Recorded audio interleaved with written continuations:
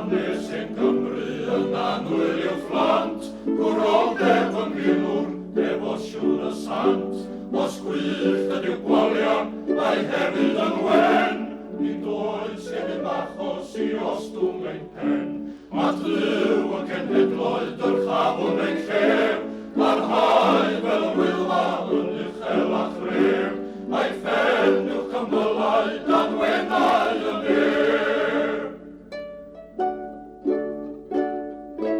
Mae'r gŵr nad yw'n caru ei genedlau wlad yn gas ac yn haeddu ein sen yn sarhad. Drwy wladgar ymlyniad a winiad o werth, yng ngwaliad boed undeb mewn undeb mae nerth.